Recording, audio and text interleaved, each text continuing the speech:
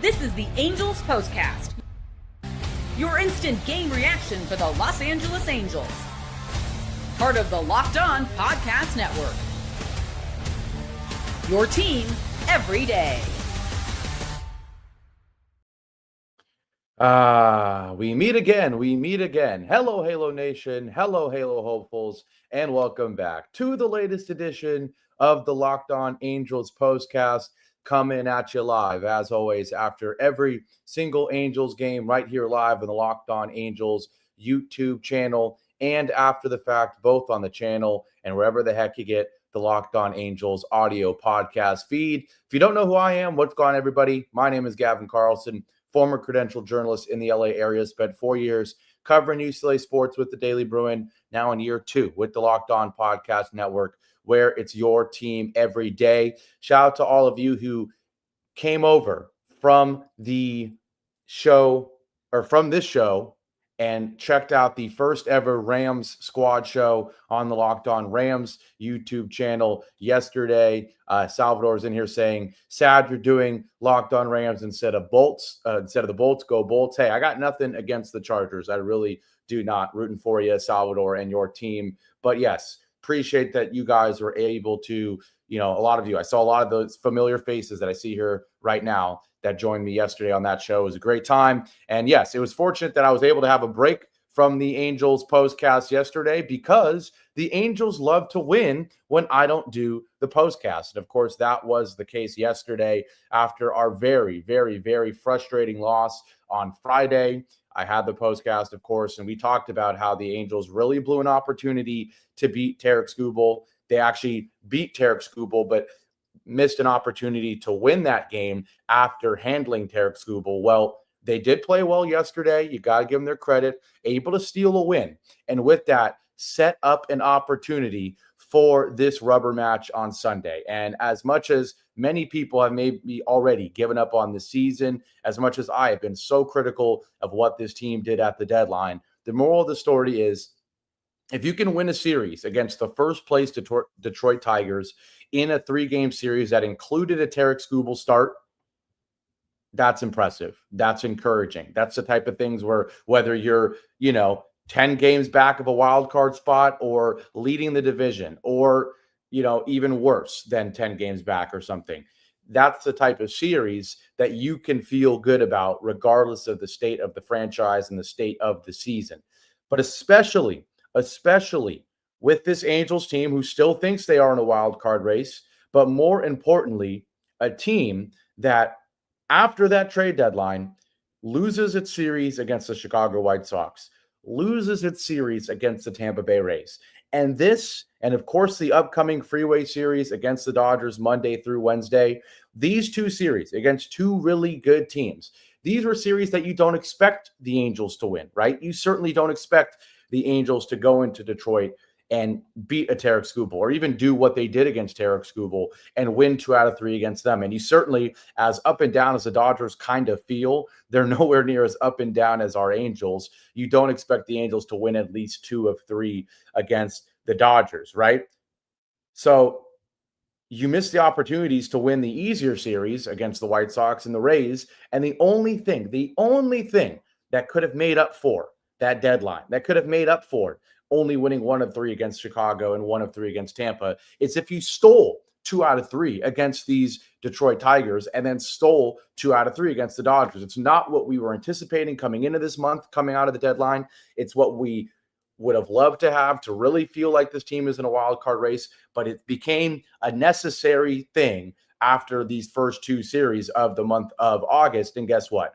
Today confirmed now 3 straight series losses to open up the month of August after the trade deadline. And I already said the season was over when you weren't able to win the White Sox series. I was especially confident to say the series was over when you weren't able to win the Rays series. But boy, oh boy, it feels weird saying this is the nail in the coffin, given that we all expected the Angels to only win like 1 out of these 3 games. But again, it's just more so because of what happened the first 2 series. You now have gone 3-6 to open up the month of August. And that's just not not good enough. It's not good enough for a team that was 500, but we know the Angels came into this month well below 500, and now they are even more below 500, 56 and 62 now. We'll look at the, wild card standings. I know Green Arrow's in here saying there's still, there we go. He's saying there's still 45 games left around there. And I believe it's 44, but yes, he said, we did sweep the Dodgers. We can win 2 in Anaheim. We're just 6 games back. There's still a chance, right? Guys, it's my job to give you my opinion and to listen to your guys's. At the end of the day, we can't keep sitting here saying we're 6 games back. There's still a chance. There's still a chance. Yes, there's still a chance until you're mathematically out of it. But come on, thank you. Aaron in here saying we need to go about 30-14 the rest of the season. There's no way. That's probably a very accurate thing. And we'll talk about this. I'm already getting sucked into these big picture conversations. Angels Win said there's just 6 teams, just 6, and there's 5 teams to jump. He said, Fishy says the season's over. I don't want to talk about the wild card race. I need to talk about the game. It is a Sunday. Hope everyone's doing well on this Sunday. As you can tell, I am not in my normal setting. I'm not in West Los Angeles. I'm actually visiting my grandma in Santa Clarita, which is always great. Went to Sunday Mass earlier today. So even when the Angels give you, another frustrating loss, there's still plenty to be happy about. I hope the same it's the case for you guys as well on a Sunday, on a weekend. The weather's nice. It's really hot in California, but hope the weather's nice where you guys are and your Sunday, despite this loss, is okay. But without further ado, it feels like the longest intro ever. Let's get into the main talking point from this ball game. This is what you'll be talking about.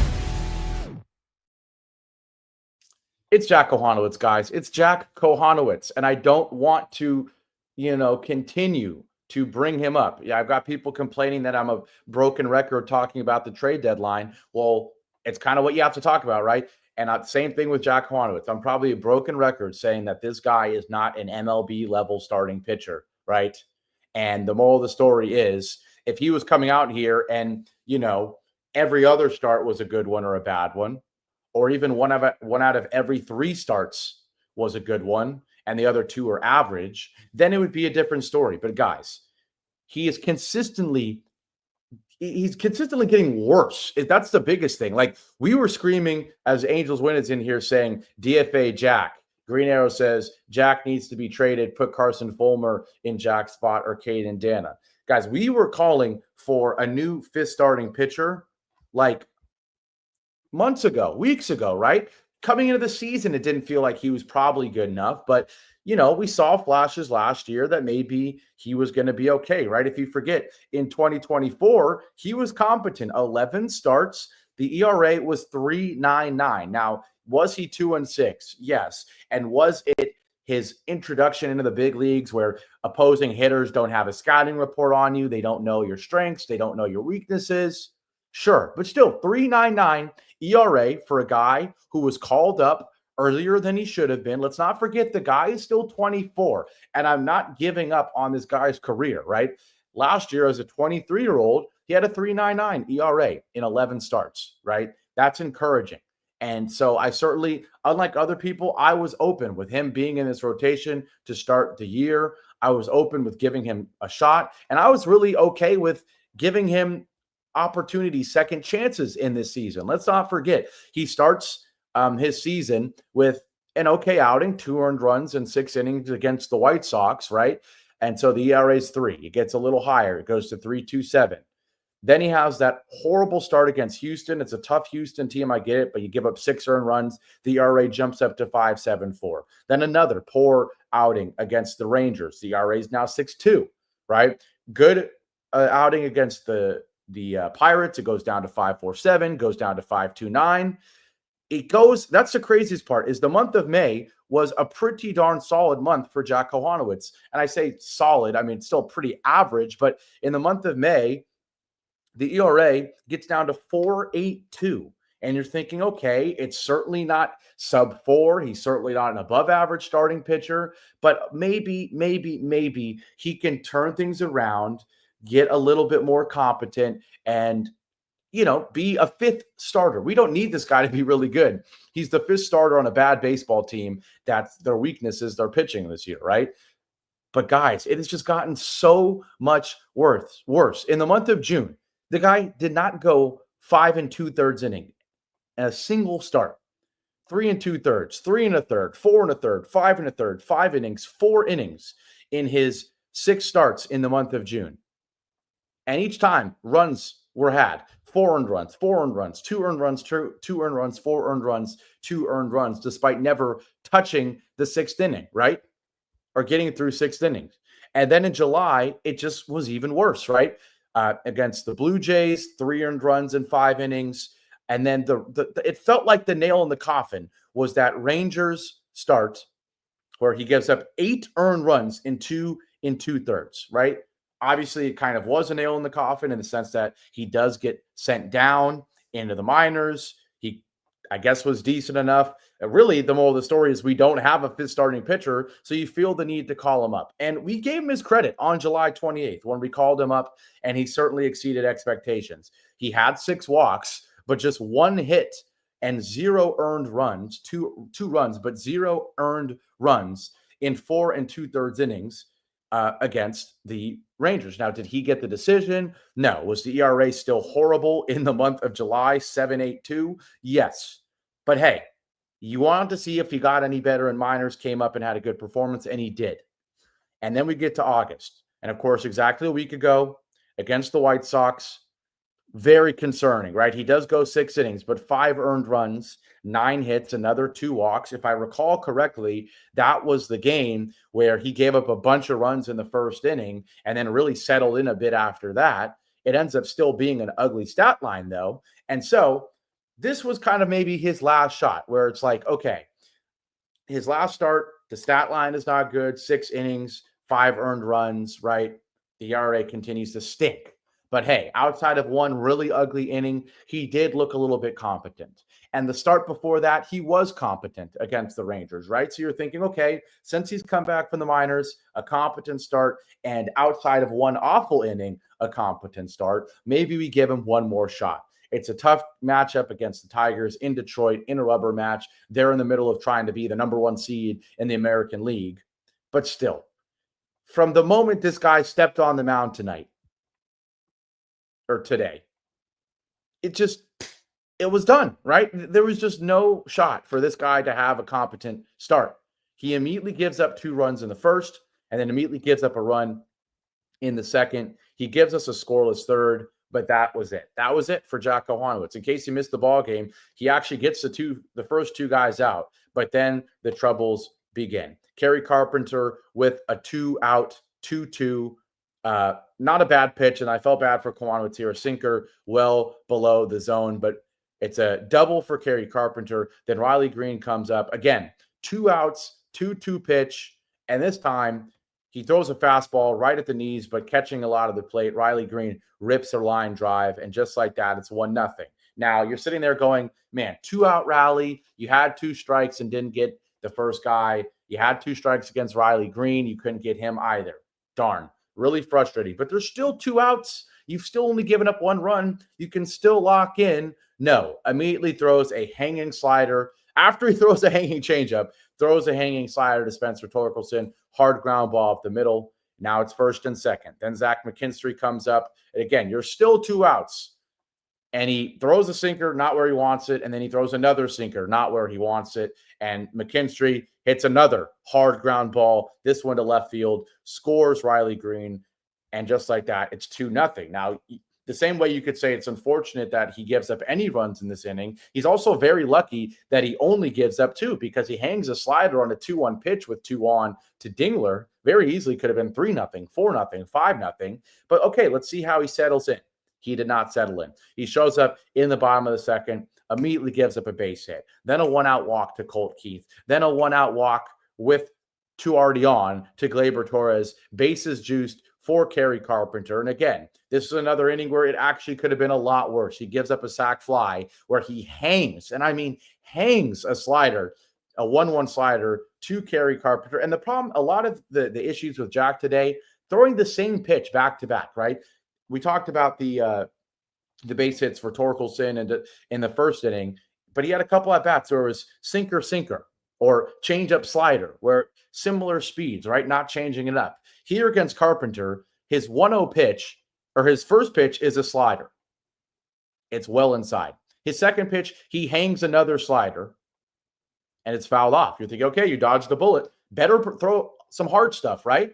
Or if you're trying to catch him on his toes and he thinks the hard stuff's coming, you throw him another off-speed pitch, but certainly you throw it in the dirt, right? No, he hangs another slider. And so he's very lucky that Kerry Carpenter doesn't hit one out of the park for a grand slam and just absolutely end his career right there. Instead, it's only a sac fly. And then he fortunately strikes out Riley Green on a 3-2 changeup inside. Kind of a little bit lucky, but we'll take it. It was a very interesting at-bat against Riley Green. But the moral of the story is Jack Kochanowicz is lucky that he's only given up 3 runs through these first 2 innings. It could have been 4-0 after the bottom of the first. It could have been 7-0, 8-0 with a grand slam or something where you're hanging sliders with the bases loaded.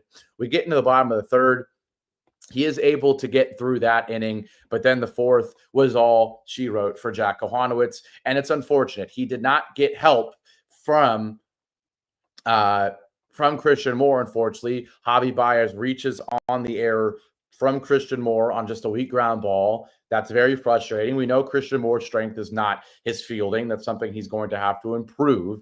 But as much as you would really love to support Jack Kochanowicz, the guy's got to be competent on his own as well, and he is just not. Immediately gives up a base hit to Colt Keith after that. Immediately gives up an RBI single to Gleyber Torres after that. And then the final blow is Kerry Carpenter. And how ironic. We talked about how he hung 2 sliders to him and only gave up the sac fly. Well, you can only hang so many off-speed pitches against good hitters and expect, to survive. He hangs a slider so high it's above the zone for ball 1. Then he completely misthrows a slider. It's 2-0. And then he throws a changeup right down Broadway, and Kerry Carpenter crushes it. 3-run shot. Keith scores. Torres scores. It's his 21st of the year. It's 7-0. And the game is over before you knew it, right before you knew it. When we come back, we're going to talk about Ray Montgomery's decision to wait until this inning, or the middle of this inning, till this dagger 3-run shot to take him out.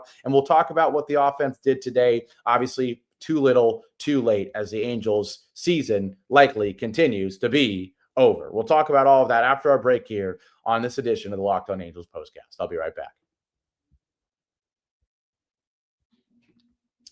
Now, on this Sunday, today's show is brought to you by Game Day Hue. You've been seeing the Super Halo Bros sporting it. They're Game Day Hue hats, and it's perfect for fans like me, like you. It hits the mark. Game Day Hue makes clean, no-logo gear with team-inspired colorways for every pro and college fan base. It's all about letting your colors speak for you. No giant logos, just smart, versatile style that works on game day, on the course, or anywhere in between. And the best part, it's not just hats. They have split shade gloves made for the golf course, or the perfect gift for the fan who has everything. Right now, you can get 15% off with code MLB15 at GameDayHue.com. That's GameDayHue.com. The code even stacks on bundle deals, so now's the time to load up. Let your colors talk, because colors speak louder than words. That's GameDayHue.com, code MLB15. And today's show is also brought to you by FanDuel. Now, it's August 10th, but August 26th is officially FanDuel Futures Day, a brand new holiday for football fans who live for bold predictions and preseason hunches. For just 24 hours,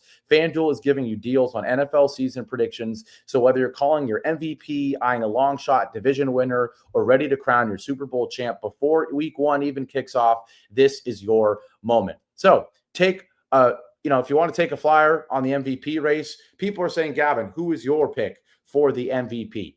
I'm going to surprise some people here. I know there's plenty of talk about Lamar Jackson, about, Josh Allen, right? People roast me. I actually don't hate Patrick Mahomes as much as other people. Part of me is thinking maybe there's, the silver lining for maybe Patrick Mahomes, people doubting him, another Super Bowl loss. Maybe he comes back and has an MVP campaign, but I'm going to give it to Joe Burrow. They kept his weapons. We'll see what the defense looks like, but that offense is going to be great. And it does feel like there's recency bias, or kind of I'm blanking on the word, but the opposite of recency bias. It feels like you want a new MVP, right? Because Lamar won it already, they didn't want to give it to him again. They gave it to Josh Allen. Now, if Josh Allen and Joe Burrow are competing for the top spot, they won't want to give it to Josh Allen again. They'll give it to Joe Burrow, right? So that's my flyer for the MVP. But whether it's that or any other thing, visit the FanDuel app today and start planning your futures bets now, because Futures Day is one day and one day only. FanDuel, play your game. Back here live on another losing edition of the Locked On Angels Postcast. Angels 5, Detroit Tigers 9 as the Angels lose their third straight series to begin the month of August after the trade deadline. And it really, really, really, really, really, really sucks. We already talked about Jack Kochanowicz. Absolutely awful in this one. The final stat line, 3 innings, 9 hits, 7 runs, 6 of them earned, 2 walks, only 1 strikeout, and the 3-run shot, the final blow for him. A lot of people asking, why in the world did Ray Montgomery not take Jack Kochanowicz out earlier in this ball game? At the end of the day, it felt like you're down 4-0. As much as you wanted to win this game, it really did feel like, hey, we're not going to win this game, even if Carson Fulmer comes in the 3rd inning and starts pitching fantastic, because then who's going to pitch in the 5th, and then who's going to pitch in the 6th, and then who's going to pitch in the 7th. It did feel like we're also, valuing this Dodgers series. People were asking why Kochanowicz even started instead of a Soriano, right? Maybe they're saving him for the Dodgers. I don't know. But the moral of the story is Ray Montgomery, he's horrible when it comes to these pitching decisions. He loves to pull the starter too early when they're playing well, but then when you want him to pull the starter early, he doesn't. It feels like he comes into a game saying, I want my pitcher to pitch this many innings, and then when he's done that, and then he comes to this point of the lineup, I'm going to take him out. And I'm sure the plan was not to take Jack Kochanowicz out midway through the 4th inning, right? But guess what? You need to make decisions on the fly. That's your job. And unfortunately, Ray Montgomery is really, really bad at that. Now, before we wrap this one up, we do, of course, have to talk about the offense. It's another game where there are some encouraging things despite the loss. Zach Neto, 2 for 4 with a walk as well. That on-base percentage is going to skyrocket even more. Nolan Schanuel, he goes 2 for 5 with the 2 RBIs there. You absolutely love to see him hitting another home run, a 2-run shot. His 10th of the year. Would love to see Schanuel maybe get to 15 homers on the season. I'm still very pleased with what I saw from him this year. Feels like a lot of growth from him. Mike Trout does Mike Trout things. Another 2 walks from him. The OPS still 823 despite that 238 average. Taylor Ward with 2 walks. He did his best Mike Trout impression. Now, unfortunately, Joe Adell did cool down from his home run tear with an 0 for 2 or an 0 for 4 with 2 strikeouts, but he obviously was playing very well before that. And someone who has quietly been red hot is Luis Rengifo. I mean, if there is a guy that you maybe don't see as being the future of this team in 4 years, but still think there's a scenario where he's important for the next couple of years, it is Luis Rengifo. And again, last year was such a big year for him where you're thinking, this is our guy at 3rd base, right? Or at 2nd base until they draft Christian Moore. And then you're saying, okay, this is our guy at 3rd base or at 2nd base until Christian Moore comes back, or gets called up, right? Well, guess what? We rushed Christian Moore up and Rengifo was not good. Quick reminder, the guy in 2024, he hit 300, guys. He hit 300. He only struck out 44 times. He was very impressive, right? And the average now is all the way up to 252. But let's not forget how bad it was earlier in the year. Now, in his last 7 games, Luis Rengifo hitting 375 with a 4.44 on base percentage. The slug, 750, because he's also hit 2 home runs in his last 7 games. 2 of his 9 hits, home runs. He's also drawn 2 walks. He's got 3 RBI, 6 runs. 5 strikeouts is okay. I've really been impressed, of course, with Luis Rengifo, and he got it done again today with another 2 hits in this ball game. Of course, one of them being another home run, and he had it yesterday. He had it again today. And the unfortunate thing is, It comes when it doesn't matter, right? Sean Newell's 2-run shot cut the lead to 5, right? Then Luis Rengifo, after Logan O'Hoppe has an RBI single, Luis Rengifo, he does it in the 8th, right? When it's 9-3. That double play from Joe Adell really hurt because it would have been a 3-run shot from Luis Rengifo, not a 2-run shot. Maybe things would have had a little bit more faith. But moral of the story, despite the huge loss, despite it being way too little too late, there's a few guys you want to see do well. Of course, it's the young core. And outside of Joe Adell, we saw that today with Zach Neto and Sean Newell and even Logan O'Hoppe having an RBI single. So we saw it from the young core. And now we see it from a guy in Luis Rengifo who, if he keeps playing like this, we'll be back on the train of saying this guy can be your everyday third baseman or your everyday utility guy, kind of a mid-veteran type of guy with a bunch of young guys around him. So some encouraging things there, but a frustrating loss and series loss nonetheless. Now we're going to wrap this one up. Shout out as always to everybody in here. I know different background. I know not the usual mic quality, and I know I missed the show yesterday. So I really appreciate you guys being in here as always. Have a great rest of your Sunday. And of course, 3 frustrating series, but you know what would make up for it is beating those darn LA Dodgers starting tomorrow. So I'm really excited, despite how frustrating everything has been, really excited for tomorrow's game and for the series. Was thinking about trying to make it out to the Big A for one of those games. Obviously, prices are crazy expensive. And obviously, I'm not even in LA right now, but I'm thinking about, catching a wild hair and going to one of those 3 ball games. At the very least, I will, of course, be watching every pitch and rooting hard for the Angels to steal 1 or 2 or maybe even 3 against those Dodgers.